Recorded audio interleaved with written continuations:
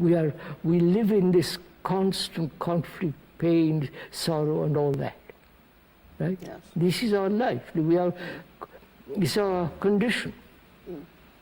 But somebody comes along, you come along and tell me, look, there's a different way of living. Not be everlastingly this business. Yes. Yes. And you say, and you listen to him, find out. Yes. You may say rubbish and drop it.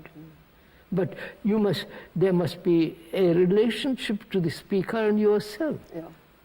Mm-hmm. Yeah. Like now, I'm No, asking you. we are talking, I mean, yes, go on. which means that you tell me envy is not love, envy cannot be put aside. Watch it, look at it, see it, and let it unfold. Don't condemn it, transmute it, or deny it, and so on, escape. But just watch it, which means give your whole attention to it. Well, but would this not result actually in my inhibiting it? No. Well, why not? I mean, wouldn't it, all right, put it another way. Bringing it out. Wouldn't it be good for me To inhibit to inhibit my envy? No, I feel it'll envy, come up but again don't some other express it. time. If I inhibit Yes, it. all right, but it just meanwhile, it might be better if I inhibit it. I don't want to meanwhile. Well, yes, but you seem to me to exclude the element of training oneself. I mean, you don't like the word discipline. No, discipline, Madam, as you know, comes from the word disciple, who is learning. Learning, not memorize, learning to see the beauty of that jewel. I never looked at the jewel. I have always condemned it, rationalized, etc. But now there is only watching that jewel. Yes, but what you're watching in this case is something precious. It doesn't matter if it costs £1 million. It's something which is pictured as absolutely precious. Now, if I'm looking at my envy, it's the opposite of a jewel. It's something bad. No, I don't condemn it. There is no spirit of condemnation or judgment or evaluation. Just watching. I watch my son. I don't say, by Joe, you shouldn't be this, you shouldn't be that. I just watch him. But, ma'am, don't you watch, say for instance, when you look at a picture, I watch it. I see all the lights, the proportions, the dark. Looking at a picture is a good example for me, at any rate, in trying to understand what your fundamental idea is here. But it still troubles me that you're suggesting what I would, if I understand you, think was a kind of ideal mode of being, a real mode of being, in which you're connected with reality. Yes. But there remains the fact that one is not in this state. One is sunk in illusion. One is full of illusions. That's all. Yes. Now, well, now, go on. Yes. I'm an illusion. I am illusion. I live in illusion.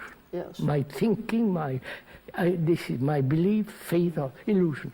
Now, why does the word illusion come? You know, is to play, ludere. To play. I'm playing with illusions. But why should I bother? I mean, put it another way. Why shouldn't I just watch my... if I'm a clever person, I can watch my envy and be amused by it and continue to behave enviously. All right, carry on. There's conflict in it. There is certain sense of irony in it. There's but pain. don't you think that wouldn't you wish, if you saw somebody that you loved in a state of illusion, wouldn't you wish for that person? I'll go and talk to him. They should change. I will go and talk to him. Yes, well then you are suggesting that he should change. I You're suggesting moral values. No, I would say to him, look, why do you have these illusions? Well, to call them illusions is already to make a moral judgment. Now, you don't even call it illusion. You believe in God. Somebody believes. Well, or some other thing. Yes, well, let's stick to the case of envy, because that's fairly straightforward.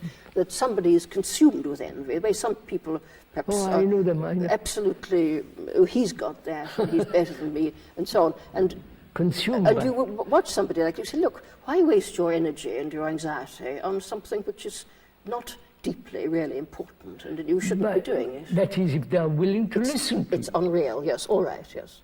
The moment they are willing to listen to you, Yes. you have already had them. Yes, but then you've taught them something. I don't. I said, no, I have no pressure. I don't want him to change. Well, I know all good teachers refuse to call themselves teachers. Conflict is the real root of all this. But supposing somebody was in a completely harmonious state, with lots and lots of vices, what we call vices, supposing they're envious, jealous, violent, no, that's angry, couldn't they be such a harmoniously connected person? Supposing they're very successful in everything that they do. I mean, would you say that this was impossible? No, you can't be harmonious when with your right hand you're kicking violent, and the other hand you're being harmonious. It is Well, yes, I mean, I agree with you. I mean, and I think people assume, rightly, that an